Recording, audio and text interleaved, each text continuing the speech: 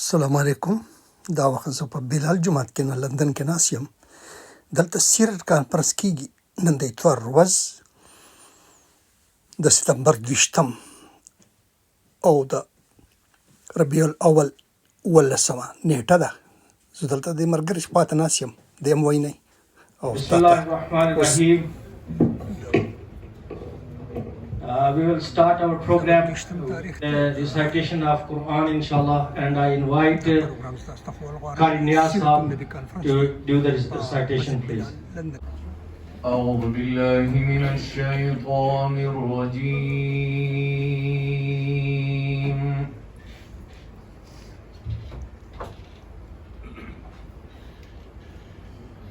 بسم الله الرحمن الرحيم.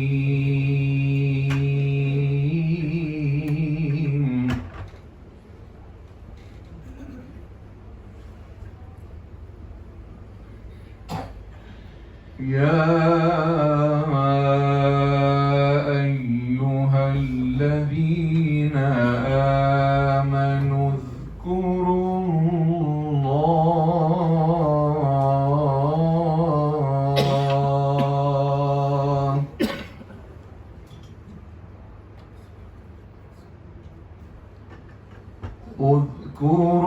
الله ذكرا كثيرا وسبحوه بكرة وأصيلا.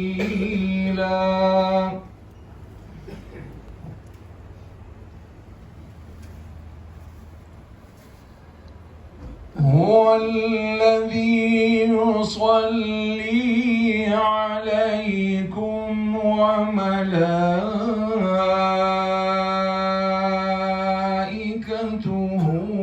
ليخرجكم من الظلمات إلى النور.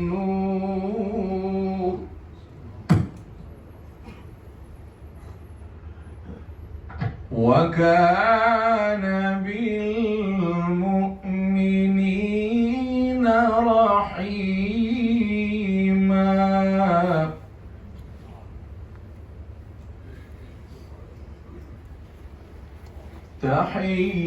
تحيتهم يوم يلقونه سلام وأعد لهم أجرا كريما.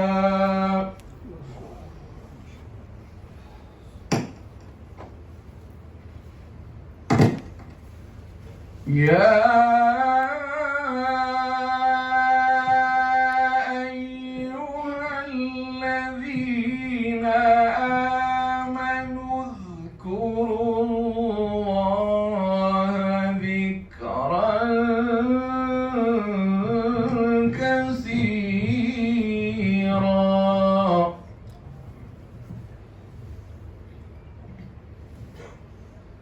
وسبحوه بكرة وأصيلا.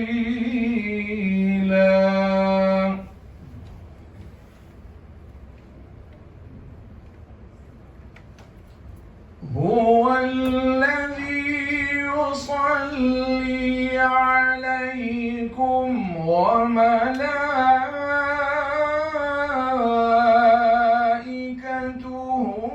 ليخرجكم من الظلمات إلى النور.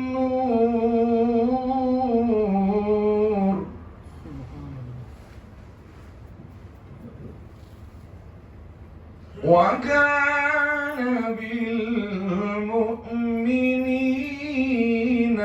رحيما.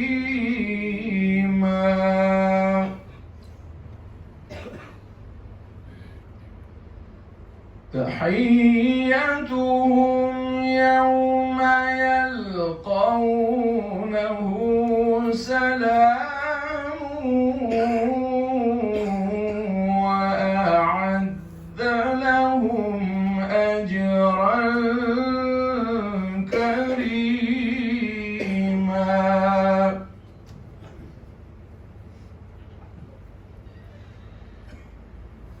يا أيها النبي إنا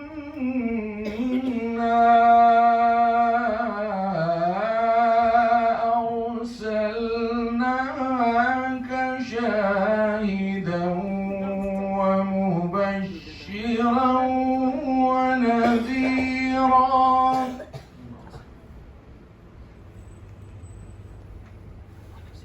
وداعيا إلى الله بإذنه وسراجا منيرا وبشر المؤمنين بأن لهم من الله فضلا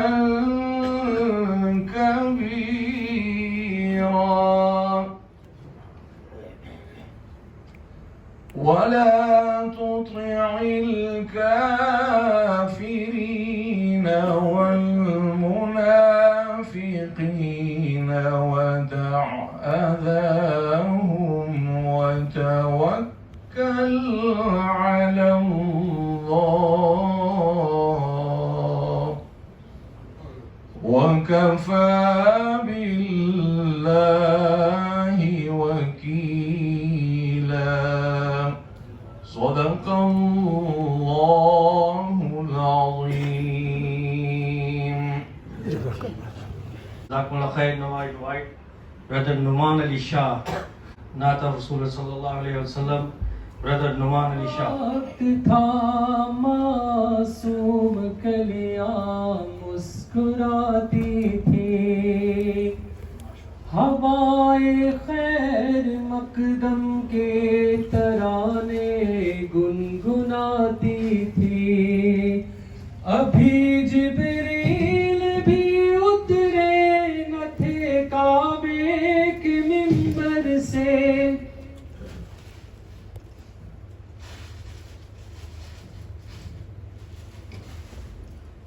सहर का वक्त था मासूम कलियां मुस्कुराती थी, हवाए खैर मकदम के तराने गुनगुनाती थी। अभी जिब्रील भी उतरे न थे काबे के मिंबर से, कि इतने में सदा आई अब्दुल्लाह के घर से। मुबारक हो शहे हर दोसरा तशरीफ ले आए, मुबारक हो मोहम्मद मुस्तफा तशरीफ ले आए। मौलाया सल्ली व सल्लिम दाइमन अबदन अला हबीबिका खैरिल खल्क़ि कुल्लिहिम। मुहम्मदुर सय्यिदुल कौनैनि व थक़लैन, मुहम्मदुर सय्यिदुल कौनैनि व थक़लैन वल फरीक़ैन मिन उर्ब व मिन अजम। मौलाया सल्ली व सल्लिम दाइमन अबदन अला हबीबिका खैरिल खल्क़ि कुल्लिहिम। न कोई आप जैसा था, न कोई आप जैसा है। कोई यूसुफ से पूछे मुस्तफा का हुस्न कैसा है। ज़मीनो आसमां में कोई भी मिसाल ना मिली। मौलाया सल्ली व सल्लिम دائما أبدا على حبيبك خير الخلق كلهم. میری الفت مدینے سے یوں ہی نہیں، میرے آقا کا روضہ مدینے میں ہے. میری الفت مدینے سے یوں ہی نہیں، میرے آقا کا روضہ مدینے میں ہے. میں مدینے کی جانب نہ کیسے کھینچوں، میرا دین اور دنیا مدینے میں ہے. میرا دین اور دنیا مدینے میں ہے. عرش اعظم سے جس کی بڑی شان ہے،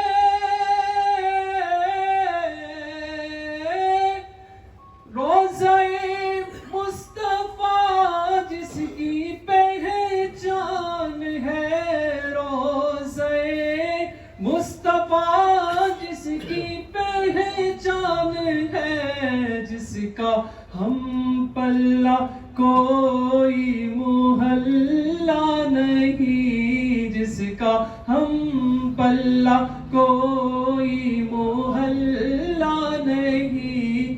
ایک ایسا محلہ مدینے میں ہے.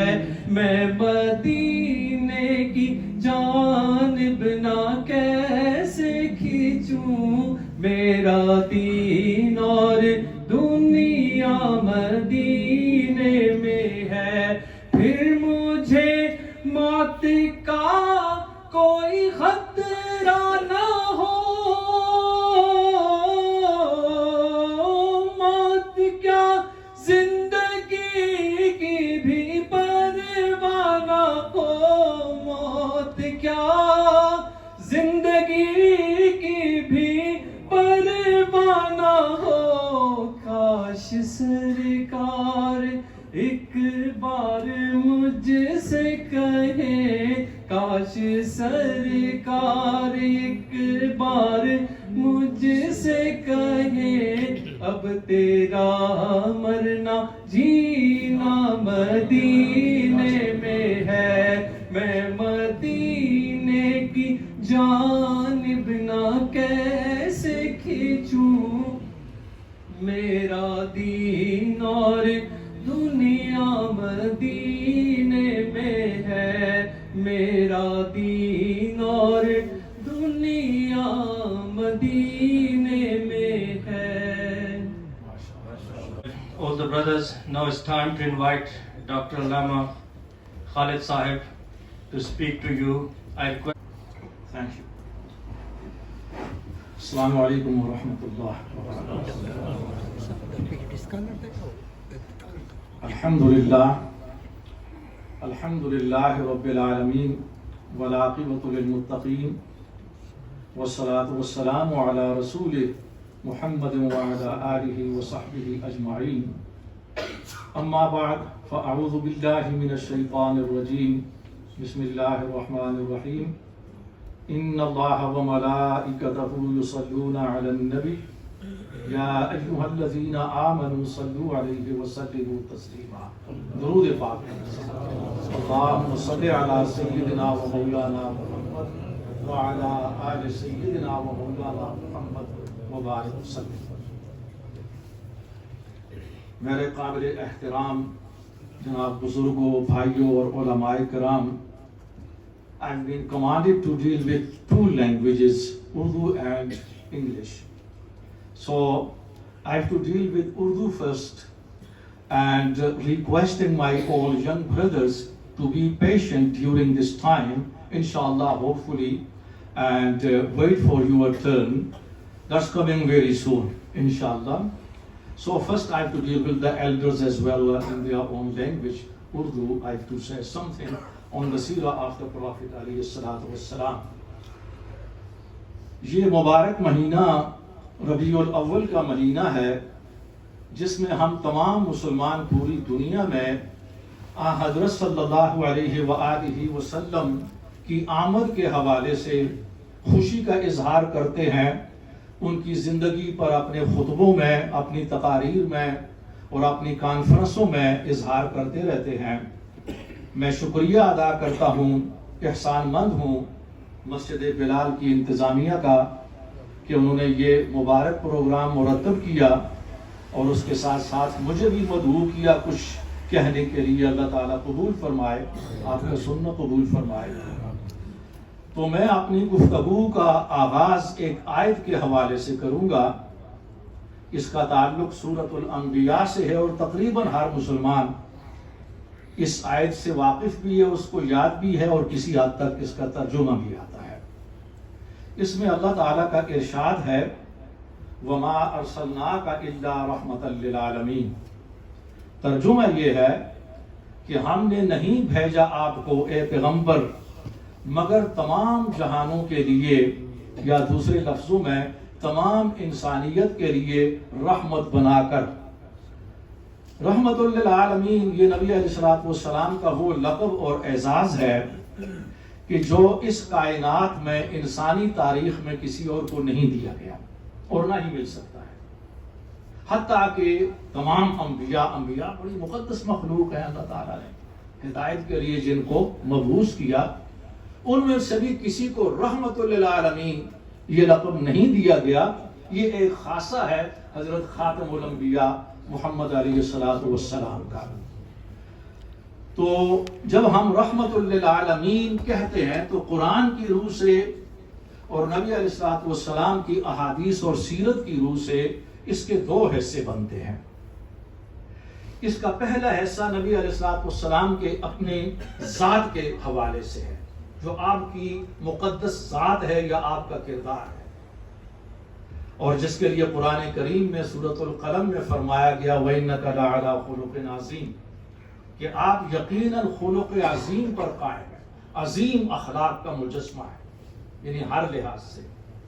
اور اس کی تشریح حضور علیہ السلام کی ایک حدیث بڑے بہتر انداز میں کر رہی ہے، جس میں آپ فرماتے ہیں کہ قد بعثت لأتمم مکارم الاخلاق، مجھے اس لیے بھیجا گیا ہے رسول اور پیغمبر بنا کر تاکہ میں مکارم اخلاق کو مکمل کر سکوں، آپ سب کے لیے اس کی تکمیل کر سکوں۔ اب اس بات کی وضاحت بہت زیادہ ضروری ہے کہ مکارم اخلاق کیا ہوتے ہیں۔ مکارم اخلاق سے مراد وہ اخلاقی صفات کہ جس کی انسانیت کو سب سے زیادہ ضرورت ہے، اس کے اندر سب سے پہلے صبر اور تحمل ہے جو کامیابیوں کی بنیاد ہے۔ اس کے بعد عفو و درگزر، ایک دوسرے کو معاف کرنا، اس کے اندر سخاوت ہے، قربانی ہے، ایک دوسرے کے لیے ایثار ہے، محمد ہے، بردرہڈ ہے، سسٹرہڈ ہے اس کے اندر۔ یہ تمام وہ صفات ہیں کہ جن کو مکارم اخلاق کہا جاتا ہے۔ اور اس حوالے سے اس حدیث کا مفہوم یہ ہے کہ مجھے اس لیے بھیجا گیا ہے اے لوگوں تمہارے سامنے، تمہارے لیے، تاکہ یہ جتنے بھی مکارم اخلاق ہیں انہیں میں تمہارے سامنے واضح کر سکوں اپنے عمل کے ذریعے سے، اپنے عمل کے ذریعے سے۔ اس لیے حضرت ام المومنین عائشہ صدیقہ سلام اللہ علیہا ان سے سوال کیا، صحابہ نے اور ان میں تابعین بھی تھے، تابعین کی تعداد ذرا زیادہ تھی کیونکہ انہوں نے نبی علیہ السلام کو دیکھا بھی نہیں تھا اور صحبت سے فیضیاب بھی نہیں ہوئے تھے، لیکن بہرحال ان کا زمانہ بڑا قریب تھا زمانہ نبوت سے۔ تو اس سوال کے جواب میں سیدہ عائشہ صدیقہ فرماتی ہیں کہ کان خلقہ القرآن، کہ نبی علیہ السلام کا اخلاق یہ قرآن ہی تو تھا، کہ پیغمبر قرآن کا چلتا پھرتا نمونہ تھے، جس لیے فرمایا گیا کہ مکارم الاخلاق کی تکمیل مجھے تمہارے سامنے کرنی ہے۔ یہ پہلا حصہ ہے کہ نبی علیہ السلام اپنی ذاتی حیثیت سے، اپنی ذات کے اندر ایک رحمت ہے، ہر ایک کے لیے، دوست اور دشمن سب کے لیے۔ کچھ مثالیں میں دے رہا ہوں۔ اور اس کے بعد رحمت للعالمین کا جو دوسرا حصہ ہے، اس کا تعلق نبی علیہ السلام کے اس پیغام اور شریعت کے ساتھ ہے جسے آپ قرآن اور سنت کہیں گے کہ یہ بھی رحمت ہے، کیونکہ پیغمبر کو تو اللہ تعالیٰ نے ایک خاص وقت کے بعد اٹھا لینا تھا، وہ تو صحابہ تھے جو فیضیاب ہو گئے، جنہوں نے دیکھ لیا۔ اب ہمارے لیے تو نہیں، اب تابعین کے لیے بھی مسئلہ نہیں تھا جو بہت قریب تھے، تو اب ہمارے لیے ان کی سیرت ہے، ان کا پیغام ہے اور ان کی شریعت ہے کہ وہ بھی تمام انسانیت کے لیے رحمت ہے۔ اور اس لیے نبی علیہ السلام نے فرمایا ایک حدیث میں کہ اے لوگوں، مجھے اللہ تعالیٰ نے رحمت بنا کر بھیجا ہے، تم اس رحمت کو تمام انسانیت تک پہنچا دو۔ آگے میں چل کر اشارتاً بیان کروں گا، زیادہ تفصیل کے ساتھ تو نہیں، کہ آج ہم نے پوری دنیا کے اندر اسلام کا جو تعارف کروا دیا، یہ تھریٹ اور دھمکی کی حیثیت سے ہے، اور اس کا خمیازہ ہم پوری دنیا میں بھگت رہے ہیں پچھلے 200 یا 250 سال سے۔ بہرحال اللہ تعالی ہمیں معاف فرمائے۔ دیکھیے یہاں پر میں ایک بات آپ کے سامنے عرض کرتا ہوں، یہ سیرت سے واقعات کی روشنی میں، اس لیے کہ واقعات کے اندر وہ تاثیر ہوتی ہے جو لوگوں کو بدل دیتی ہے۔ نبی علیہ السلام کا طائف کا واقعہ آپ سب کو یاد ہوگا، طائف کا واقعہ، اور میں اس کی تفصیل میں نہیں جاتا اس لیے کہ وقت بھی نہیں ہے اور آپ کو یہ یاد ہے، لیکن اس سے جو سبق ملتا ہے اس پر میں ایمفیسس کروں گا، ذرا ارتکاز کروں گا کہ اس واقعہ کے دوران یہ ایک تبلیغی سفر تھا اور نبی علیہ السلام کو بہت زیادہ زخمی کیا گیا۔ بڑی مشکل کے ساتھ آپ ان طائف والوں کے نرغے سے نکل کر ایک ایسے مقام پر پہنچ گئے کہ جہاں پر آپ کو پروٹیکشن حاصل ہو گئے، محفوظ ہو گئے۔ اب وہیں پر ہماری احادیث اور سیرت کی روایات کے مطابق اللہ تعالیٰ کی طرف سے عذاب کا فرشتہ وہاں پر پیش ہوتا ہے، اور وہ یہ عرض کرتا ہے کہ اگر آپ اجازت دیں تو میں اس بستی کو، طائف والوں کو برباد کر دوں، اس لیے کہ بہرحال وہ اسی کام کے لیے تھا، اسی منصب کے لیے تھا وہ فرشتہ۔ لیکن اس کے جواب میں نبی علیہ السلام فرماتے ہیں کہ نہیں، ایسا نہیں ہو سکتا، اس لیے کہ میں رحمت للعالمین ہوں، رحمت ہوں۔ اگر ان لوگوں نے ایمان قبول نہیں کیا تو ان کی نسلیں کریں گی۔ اب دیکھیے کہ تاریخ نے یہ ثابت کیا کہ انہوں نے بھی قبول کیا، خیر ان کے سردار اس وقت تو 2-3 تو مر چکے تھے، جو مارنے والے تھے انہوں نے بھی ایمان قبول کیا، صحابہ بن گئے، اور بعد میں آنے والے بھی صحابی بنے، اور طائف والوں کی بڑی عظیم جو ہے نا مصیبت ہے۔ تو یہ ایک واقعہ ہے، سادہ سا واقعہ ہے، بہت اہم واقعہ ہے سیرت کا، اور ہم بیان کرنے کے بعد اس پر غور نہیں کرتے۔ دیکھیے قرآن اور نبی علیہ السلام کی سیرت یہ ہر زمانے کے ساتھ اٹیچ ہے، اور اس کا سبب ہے۔ یہ ایسا نہیں ہے کہ بس ہم نے واقعہ سن لیا، سبحان اللہ، اللہ اکبر، اپنی محبت کا اظہار کر دیا اور بس۔ اس کا آج ہمارے موجودہ دور کے ساتھ ریلیونس اور تعلق کیا ہے، اس میں کیا سبق ملتا ہے اس دور کے اندر، یا 21 سینچری کے اندر، یہاں لندن میں ذرا فرض کر لیں، وہ اس کے اندر مسئلہ یہ ہے کہ نبی علیہ السلام تمام انسانیت کے لیے ہیں۔ جتنا تعلق اسلام کے ساتھ ہمارا ہے مسلمانوں کا، اتنا ہی تعلق غیر مسلموں کا بھی ہے، اور یہ قرآن بیان کرتا ہے متعدد آیات میں۔ ایک آیت ہے اب جس کے اندر نبی کریم صلی اللہ علیہ وآلہ وسلم، یہ سورہ سبا کی آیت ہے مشہور 22ویں پارے کی، وَمَا أَرْسَلْنَاكَ إِلَّا كَافَّةً لِلنَّاسِ بَشِيرًا وَنَذِيرًا وَلَكِنَّ أَكْثَرَ النَّاسِ لَا يَعْلَمُونَ۔ ہم نے آپ کو بشیر اور نذیر کی حیثیت سے، بشارت دینے والا اور ڈرانے والا، یہ صفات ہیں۔ دوسرے الفاظ میں کہتے ہیں آپ کو پیغمبر اور نبی بنا کر کافۃ للناس، تمام انسانیت کے لیے، خواہ وہ آپ کو ماننے والے ہوں یا نہ ہوں، سب کے لیے رحمت اور سب کے لیے بشیر اور نذیر ہیں۔ وَلَكِنَّ أَكْثَرَ النَّاسِ لَا يَعْلَمُونَ، لیکن لوگوں کی اکثریت ابھی تک اس سے غافل ہے اور ان کو علم نہیں ہے۔ یہ اس وقت 1450 سال سے بھی زیادہ عرصہ گزر چکا ہے جب یہ آیت نازل ہوئی، لیکن آج بھی انسانیت کی اکثریت غافل ہے اس بات سے۔ اس لیے کہ ہم نے دعوت کا کام نہیں کیا. ہم نے دین اسلام کو ایک نیشنل قومی مذہب بنا لیا ہے. اب وہاں پر مسئلہ یہ ہے کہ نبی علیہ السلام نے اپنے دشمنوں کے لیے بھی محبت اور رحمت کا اظہار کیا. آج ہم ایسا کر سکتے ہیں. آج ہم ایک دوسرے کے لیے بھی آپس میں, ہم شیعہ سنی کی میں بات نہیں کروں گا, خود اہل سنت کے اندر جتنے مختلف فرقے ہیں ایک دوسرے کے دشمن ہیں اور ان کے اندر نفرت ہے, تعصب ہے. غیر مسلموں کی بات تو بڑے دور کی بات ہے, آپ دیکھیں. اور جب ہم ان کے سامنے یہ طائف کا واقعہ پیش کرتے ہیں تو ظاہر ہے کہ وہ قرآن کریم کی آیت ہے سورۃ بنی اسرائیل میں کہ وَكَانَ الْإِنسَانُ أَكْثَرَ شَيْءٍ جَدَلًا. انسان کو اللہ تعالیٰ نے یہ صلاحیت دیا کہ وہ اپنے آرگیومنٹ کے اندر اپنے آپ کو بہتر ثابت کرنے میں, جسٹیفائی کرنے کے اندر وہ بہت زیادہ ماہر ہے. بہت زیادہ وہ آرگیومنٹ آ گیا ہر چیز کی. اگر وہ رنگے ہاتھوں بھی پکڑا جائے تو پھر بھی وہ جسٹیفائی کرے گا اپنے آپ کو کہ میں مجرم نہیں. یہ انسان کے اندر صلاحیت ہے. اب ظاہر ہے کہ جب ہم علماء سے یا دوسرے لوگوں سے یہ بات کرتے ہیں کہتے ہیں وہ چونکہ پیغمبر تھے, رحمت للعالمین تھے, وہ کر سکتے ہیں, چونکہ یہ لوگ بہت زیادہ آگے جا چکے ہیں گمراہی میں, یہ لوگ یہ کر رہے ہیں. اب گمراہی کے اندر وہ سب سے بڑا ہوگا کہ جس نے پیغمبر کو پتھر مارے اور براہ راست اس کی نافرمانی کی. آپ تصور کریں ابو جہل سے بڑا کون ہو سکتا ہے, ان کے چچا ابو لہب سے بڑا کون ہو, اور ان کے لیے بھی محبت تھی, ان کے پاس گئے, ان کے لیے دعا کرتے رہے, سب کے لیے. آج ہم اپنے دوسرے مسلک والوں کے لیے اس لیے محبت کرنے کو تیار نہیں ہیں, اور اس کے لیے چونکہ چنانچہ, یہاں اف اینڈ بٹ, چونکہ چنانچہ کی کوئی گنجائش نہیں ہے. یہ غیر مشروط ہے کہ لقد کان لکم فی رسول اللہ اسوۃ حسنہ, کہ اللہ کے پیغمبر کی سیرت میں, زندگی میں تمہارے لیے بہت بڑا نمونہ ہے, رول ماڈل ہے, اسے فالو کیجیے.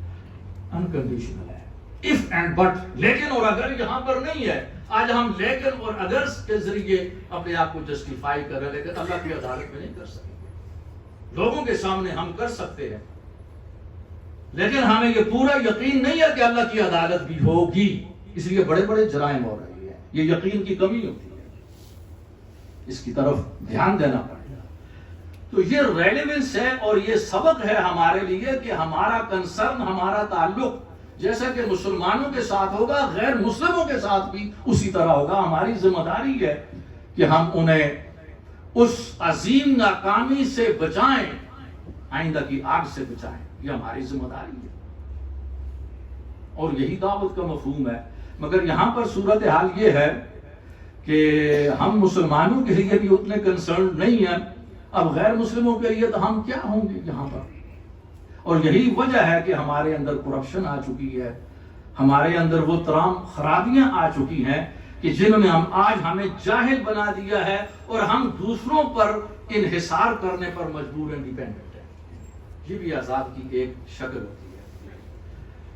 لیکن بہرحال اس واقعے کے اندر ہمارے لیے جو سبب تھا وہ میں نے آپ کے سامنے بیان کر دیا ہے. اب نبی علیہ السلام کی سیرت سے چند اور جو موتی ہیں وہ آپ کے سامنے پیش کروں گا, اور اس کے اندر سبب کیا ہے.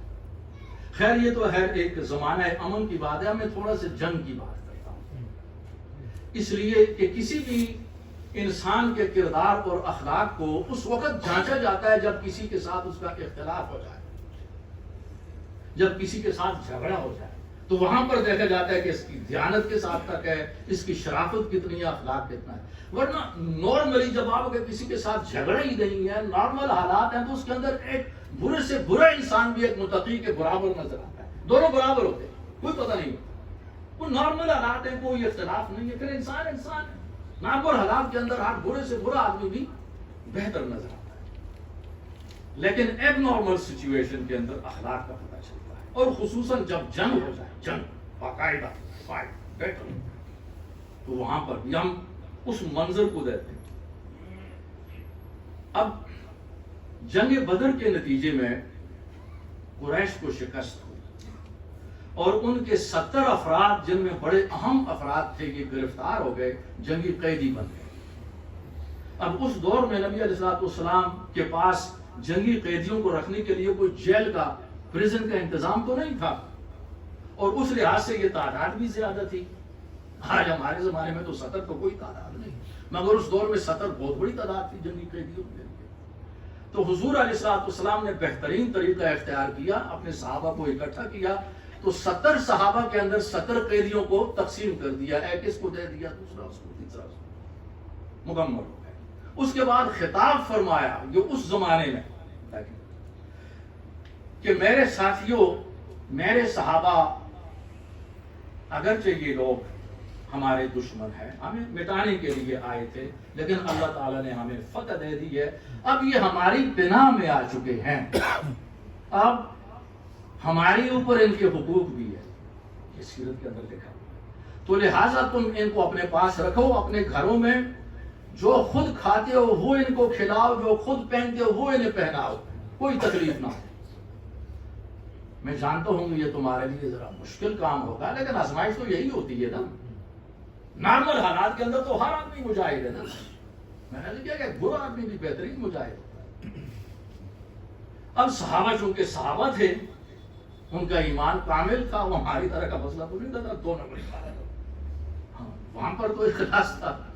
اب انہوں نے نبی علیہ السلام کے حکم پر عمل کرتے ہوئے ان جنگی قیدیوں کو اس انداز میں رکھا کہ ان کی اکثریت اسلام کی طرف مائل ہوئی اور ان کے دلوں سے وہ بغض نکل گیا. اب چونکہ یہ لوگ جتنے جنگی قیدی تھے بعد میں عظیم صحابہ بنے نا، تو وہ اپنا تاثرات بیان کرتے ہیں، اپنے تاثرات یوں بیان کرتے ہیں کہ ہمیں یہ یقین تھا کہ اس دور کے اندر جنگی قیدیوں کے ساتھ وحشیانہ سلوک ہوتے تھے، وحشیانہ طور پر ان کو قتل کر دیا جاتا تھا. ان کے اندر چند ایک جو غریب تھے، ان کو یہ تھا کہ ہمیں الٹا لٹکائے گا، تشدد ہوگا، ہمیں الٹا لٹکایا جائے گا. لیکن جو بڑے طاقتور تھے ان کو یقین تھا کہ ہمیں قتل کیا جائے گا. ایسے ہی انسان جیسا خود ہوتا ہے نا، وہ دوسرے کو اس کے اوپر قیاس کرتا ہے. چونکہ خود اگر اس کے برعکس ہوتا نا جنگ کا نتیجہ، تو انہوں نے ایسے ہی کرنا تھا، تو انہوں نے نبی علیہ السلام کو بھی اپنے اوپر قیاس کر دیا، یہ بھی ایسی کر. لیکن جب یہ اعلان ہوا حیران رہے کہ ہم کیا سن رہے ہیں. پھر وہ بیان کرتے ہیں کہ ان صحابہ نے اس انداز میں ہمیں رکھا گویا کہ ہم جنگی قیدی نہیں بلکہ ان کے مہمان ہیں. اللہ اکبر. اور اس کے اندر بہترین واقعہ حضرت ولید بن ولید کا ملتا ہے. یہ حضرت خالد بن ولید کے بھائی تھے اور ان کی طرح بڑے دلیر اور بڑے جنگجو اور زبردست آدمی تھے. ولید بن ولید صحابہ میں ان کا بڑا بلند مقام، بڑا بلند تھا. اب یہ بیان کرتے ہیں کہ نبی علیہ السلام نے مجھے جس صحابی کے گھر رکھا، میں نے دیکھا کہ وہ آدمی بڑا غریب تھا، اور بارہا ایسا ہوا کہ ایک وقت کا کھانا بھی ان کے پاس نہیں تھا، جو کچھ تھا وہ مجھے کھلایا، خود اور بچے اس کے بھوکے رہے. میں تڑپ اٹھا کہ ایسا نہیں ہونا چاہیے، اب مجھے بھوکا رکھیں گے تو جنگی قیدیوں بچوں کو کھلائے نہیں. انہوں نے کہا یہ حکم ہے، آپ ہمارے پناہ کے اندر ہیں اور ہم ایسا نہیں کر سکتے، آپ تو بھوکا نہیں رکھ سکتے. تو ولید بن ولید اسی وقت کہتے ہیں کہ مجھے یقین ہو گیا کہ یہ شخص سچا پیغمبر ہے، جھوٹے لوگوں کے اندر یہ کردار پیدا نہیں ممکن نہیں. تو میں نے دل ہی کے اندر کلمہ پڑھ لیا، میں مسلمان ہو گیا، مگر بتایا کسی کو نہیں. اللہ بتایا نہیں کسی کو. ایک راز تھا بہرحال، میں تھوڑی دیر میں بیان کر رہا، آپ کو ذرا سسپینس کے اندر رکھ کر. زبردست بات، بتایا نہیں نہ نبی علیہ السلام کو، اور میں یہاں پر یہ کہوں گا کہ نہ اپنی میزبان کو. حالانکہ یہاں میزبانی کا مسئلہ نہیں تھا، ان کو تو پناہ میں دیا گیا، لیکن جو سلوک تھا وہ مہمانوں والا تھا نا. اب اتنے میں جب وہ معاہدہ ہوا کہ قریش اپنا فدیہ دے کر جنگی قیدیوں کو چھڑائیں، تو ولید بن ولید کا بہت بڑا فدیہ لے کر ان کے بھائی، عظیم بھائی، بعد میں ذرا دیر سے مسلمان ہوئے، یہ جلدی ہو گئے. ولید بن ولید، خالد بن ولید ہوتا جو بہت بڑے امیر کبیر تھے اس وقت عرب میں، بہت بڑا فدیہ لے کر کے آئے، اپنے بھائی ولید کو چھڑایا. اب دونوں جا رہے ہیں، خالد بن ولید بھی اور ولید بن ولید بھی، دونوں مکہ کی طرف. مگر ولید کہتے ہیں میں تو اسیر ہو چکا تھا مدینے کا. اب ظاہر ہے کہ اس لحاظ سے تو میں تو مکہ نہیں جا سکتا تھا، مسلمان ہو چکا تھا. میں نے ایک بہانہ کیا اپنے بھائی سے، کہا خالد تم جاؤ اور میں واپس چلتا ہوں. نہیں یہ تو میں نہیں کہہ سکتے تھے، میں وہ بہانہ ایسا تھا کہ میں بعد میں پہنچ جاؤں گا، میرا انتظار نہ کرنا. چنانچہ وہ جاتے رہے. حضرت خالد کی طبیعت کے اندر بھی ذرا ایک لاوالی پن تھا نا, خاص قسم کا, کہ چلو ٹھیک ہے وہ آ جائے گا. وہ لمبی چوڑی انویسٹیگیشن ان کے مزاج کے اندر نہیں ہوتی تھی, اس لیے کہ جو لوگ بڑے جو ہے نا وہ طاقتور اور بڑے دلیر اور بڑے سخی ہوتے ہیں نا, تو ان کے خاص مزاج ہوتا ہے, وہ باتوں کی وہ طے میں نہیں جاتے. یہ عظیم لوگ جتنے بھی آپ کریں گے وہ زیادہ طے میں نہیں جایا کرتے, وہ چلتے رہے. ولید واپس آئے, نبی علیہ السلام مسجد نبوی میں تشریف فرما تھے, صحابہ بہت بڑی تعداد تھی. ولید آئے تو حیران ہوئے, یہ ولید واپس کیوں آ گیا؟ سیدھا مجلس پہ پہنچا, نبی علیہ السلام کے سامنے دو زانو بیٹھا, کہا حضور میں مسلمان پہلے ہو چکا تھا, کلمہ تو پڑھ چکا ہوں اپنی قید کے دوران, لیکن تجدید کرتا ہوں آپ کے سامنے. حضور علیہ السلام خوشی کے انتہا میں رہی, صحابہ خوش ہوئے. اس نے پھر کلمہ پڑھا, اظہار کیا, تو حضور علیہ السلام نے پوچھا کہ ولید تم نے پہلے بتایا کیوں نہیں کہ تم پہلے ہی زمانہ قید میں اسلام قبول کر چکے ہو؟ کیونکہ ہمارا اصول یہ ہے اسلام کا کہ جو شخص اسلام قبول کر لے, مسلمان ہو جائے, اس سے فدیہ نہیں لیا جا سکتا, اور ہم لے چکے ہیں کیونکہ ہمیں علم نہیں تھا, تم نے بتایا نہیں. تو اس نے جو جواب دیا اس نے خود نبی علیہ السلام اور صحابہ کو بھی بہت خوش کیا. انہوں نے کہا کہ ہاں حضور میں جانتا ہوں, لیکن یہاں پر میں نے ایک بات تو یہ ہے کہ میرا جو قبیلہ ہے نا قریش کے اندر, بنو مخزوم, بڑا تکڑا قبیلہ تھا, تو یہ لوگ تانا دینے کے بڑے ماہر ہیں. آپ لوگ جن کی جو برادری ہے نا, سب برادری والے, تو برادری کا تانا جو ہوتا ہے بڑا سخت ہوتا ہے. تو اگر میں پہلے اعلان کر دیتا تو چونکہ آپ فدیہ نہ لیتے, تو اس لحاظ سے جو میری قوم ہے وہ یہ تانا دیتی کہ ولید نے اپنے پیسے بچانے کے لیے اسلام قبول کیا ہے. اور دوسرا یہاں پر میں دیکھ رہا تھا لوگ بہت غریب ہیں, اور ہم سب سے زیادہ امیر ہیں عرب میں, بڑے بڑے باغات تھے امیروں تک, اور دولت کا اندازہ نہیں تھا, اور مجھے یقین تھا کہ میرا فدیہ بہت زیادہ ہوگا, اور زیادہ آیا, اور میں چاہتا تھا کہ لوگوں کی خدمت ہو جائے, فائدہ ہو جائے. اس پر نبی علیہ السلام بہت خوش ہوئے صحابہ, یعنی ان کے اس جواب پر. لیکن یہاں پر مسئلہ یہ ہے جو ہمارے لیے ہے قابل غور, وہ یہ ہے کہ یہ اسلام ہے کہ جس کا تعارف نبی علیہ السلام کا ہمیں کرانا ہوگا. پروگرام ختم ہوا. اللہ آپ لوگوں کو خوش رکھے, مجھے دعاؤں میں یاد رکھیے. آپ کے دعاؤں کا طالب SA لنڈنر. السلام علیکم, السلام علیکم. پروگرام ختم شو. ما په دعاګانو کې یاد ساتئ. ډېر ډېر سلامونه. SA لنډنر.